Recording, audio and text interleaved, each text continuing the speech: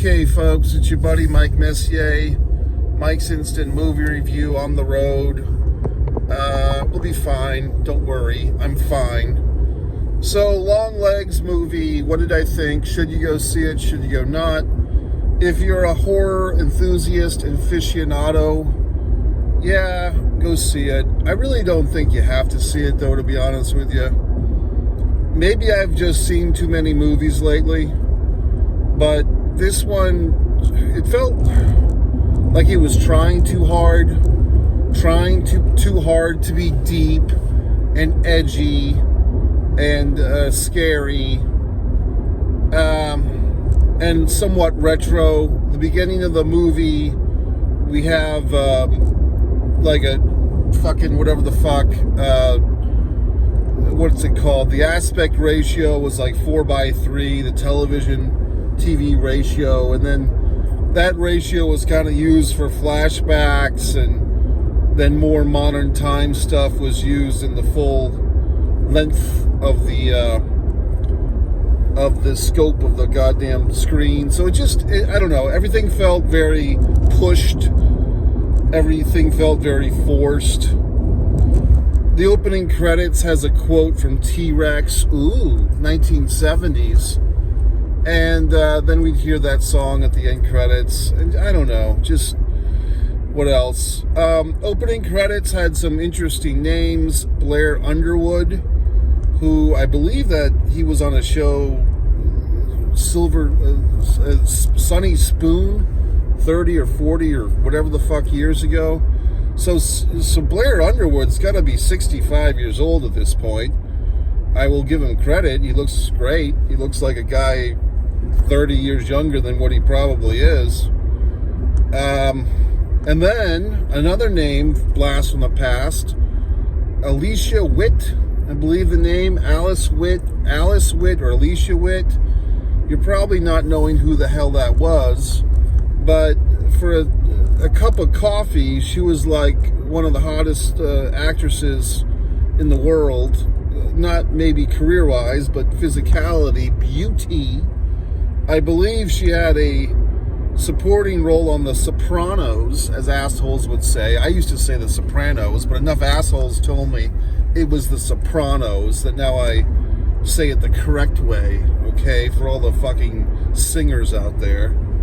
But yeah, Alicia Witt, or Alice Witt, was really a hot little number. And when she finally came onto the screen, she plays the mother. The character's got to be 55 or so, but I don't know. She still looks kind of good. So there you go. And Nicolas Cage is listed. And then who's Nicolas Cage playing? Well, he's playing our title character, who is the creep, Longlegs. So the movie advertisement, or advertisement, you might say, had some comparison. The filmmakers or the distributors or whoever the fuckers, the marketers, trying to yank some quote out of their ass, or some reviewer saying some comparison to Silence of the Lambs. Well, that's a bit of a stretch, folks.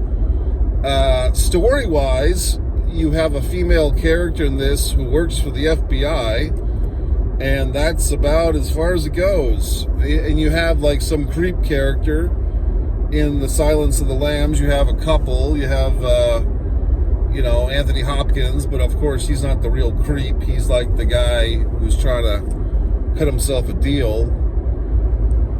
And in this, you have the Nicolas Cage Longlegs, and the big spoilers, by the way. The big mystery of who's the assistant, who is Longlegs' helper. I saw that coming a mile a fucking way. Oh, it's your fucked up mother.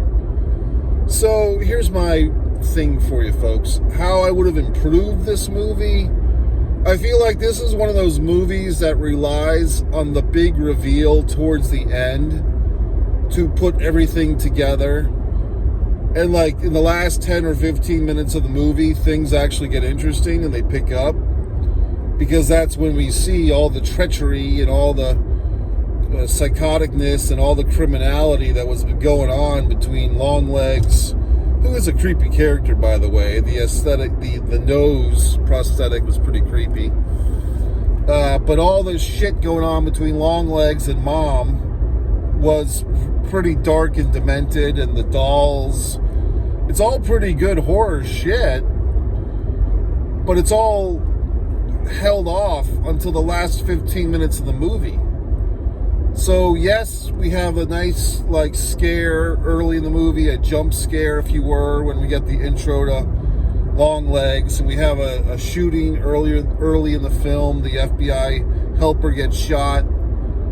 But I felt like the best part of this movie was all stacked at the end of it.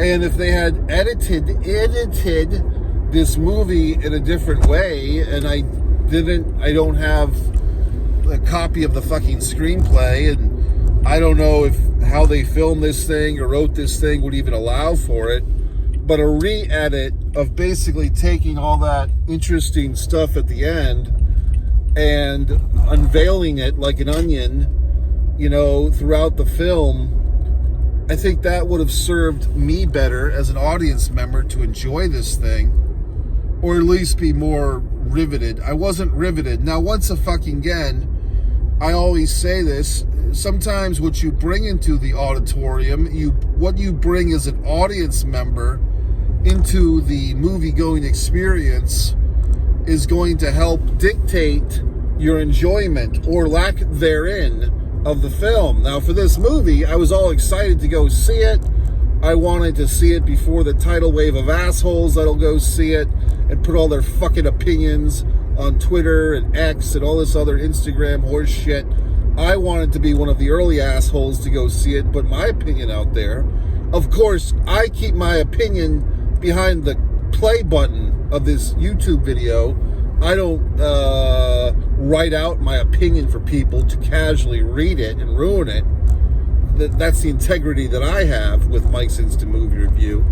That being said, I go to see this thing, and for whatever reason, as soon as I get into the theater, I just got hit with a wave of, oh, I'm tired. And it's like, I really didn't want to be tired. I wasn't looking to be tired.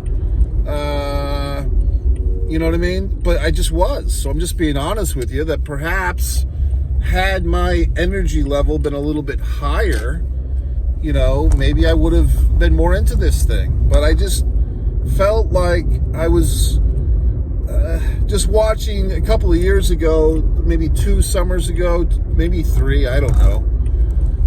Was it called The Black Telephone with Ethan Hawke?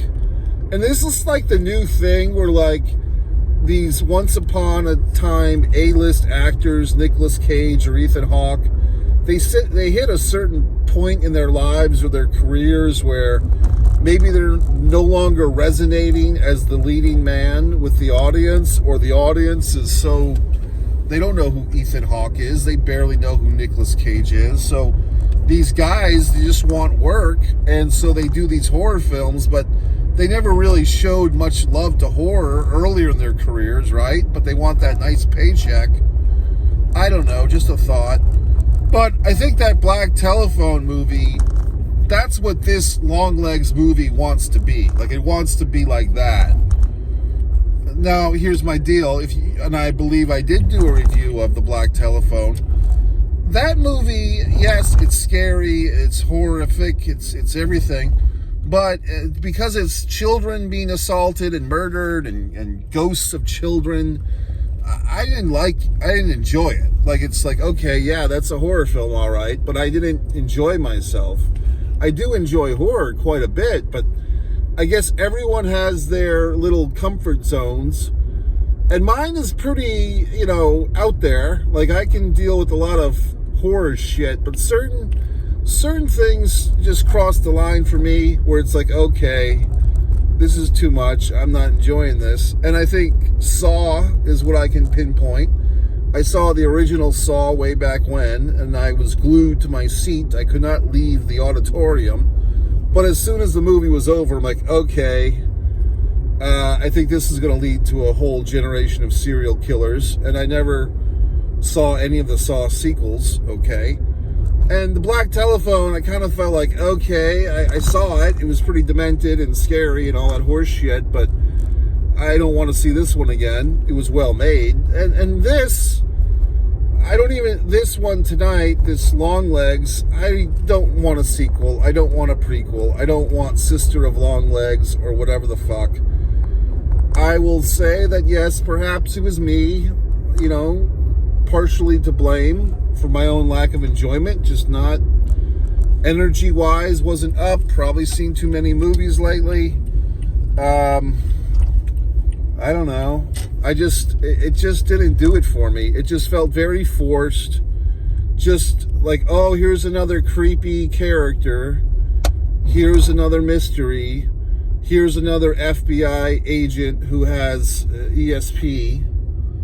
And it's just like, I don't know. I just feel like I've seen all this horse shit before. You know what I mean? Like, it didn't feel like, oh, this is in the tradition of Silence of the Lambs. It felt like this is trying to be in the tradition of the Silence of the Lambs. This is really trying and not succeeding, in my opinion. Now, it's nice to see Alicia Witt still getting work. I mean, it was probably some producer or director who had a hard-on for her 20 years ago, and now he's in a position to get a movie made. So he's looking up his Rolodex of hot actresses that he used to fantasize about, and he's pulling her out of the woodwork. Who knows? I mean, that's just interesting to me. Maybe I've missed out on some wonderful Netflix series or some wonderful Hulu series that all you fine folks have been watching and I haven't. Because it seems like all these people, Winona Ryder in Stranger Things, and all these actors who I thought they were just done are all doing these wonderful TV series that I don't watch. So maybe Alice Witt or Alicia Witt's been doing something. But in any regard, nice to see her on the big screen. Blair Underwood, like I said, kind of the same cloth of my buddy there, Mario Van Peebles. But Blair looked very good. Like I said, he's probably playing a character like his wife in this movie. Legitimately is probably 20 or 30 years younger than him in real life, okay? But Blair Underwood looks phenomenal for a man of his distinction. I did think that one thing that I think that an element of this movie, Longlegs, that was, first, I can't remember if there was any rhyme or reason for the name Longlegs. I'm sure there was. I just can't remember. It's not like Nicolas Cage in particular has very long legs, or his character did. Maybe I'm forgetting something. I know he did a little Longlegs poem or some type of riddle or horse shit. But the doll thing, although, yes, I mean, when you hear dolls, now you're going to think of Megan and back in the day, good old Chucky. But I did like that element of this creep is creating these horrific dolls and like putting them in the houses and using the church lady gimmick as his intro into their homes. I thought that was like a creepy thing. Had that been dispersed throughout the film instead of all back-ended, I would have think it would be more successful creatively, okay? But nope, they didn't do it the way that I would do it. What else? I don't know. I mean, like I said, I feel like this movie was just trying very hard. It's like, oh, okay. I mean, it felt like it didn't have that wonderful A24 fucking logo on it, so I guess it wasn't an A24 movie, but it felt like it was trying to be.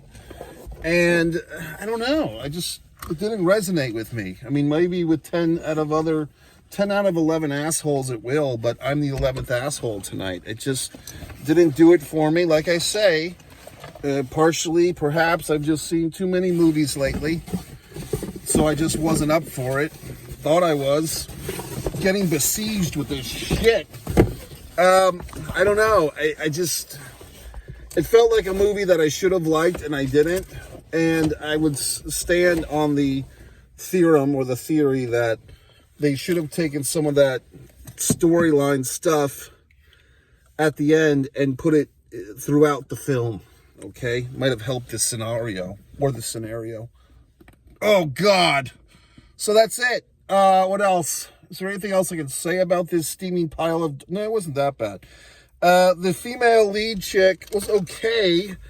I did like the whole psychic thing. I felt like this movie had some good stuff going for it. It just wasn't working for me. And like I said, maybe you thoroughly enjoyed it. You know, if you hadn't seen a good horror movie or any horror movie in a month or two or several, then this one might shock you to the core. But if you saw The Black Telephone 2 or 3 summers ago, you let me know in the comments, because I'm going to sit there and read them all, okay, of what you thought was scarier or darker or better or whatever the fuck. But, I mean, nobody's been talking about The Black Telephone for 2 or 3 years either, so I guess no one gives a flying fuck about that one either. So anyway, folks, Nicolas Cage continuing his comeback of sorts, you know, whatever, great. Nice to see Alice Witt and Blair Underwood get work and whoever the fuck else. But I don't know. It wasn't that great. MikeMessier.com, One Man in the Camera Films. My YouTube channel has all my wonderful films. Disregard the Vampire, a Mike Messier documentary is a wonderful piece of work. One Artist, Mike Messier, for all my wonderful artwork. Oh, you want to see a piece? You want to see a piece of art that I did? Okay, since you fucking insisted. Look at that. That's more quality art than this film I just saw. Okay. What else? One pro wrestling and sports fan, one Mike Messier. That's it.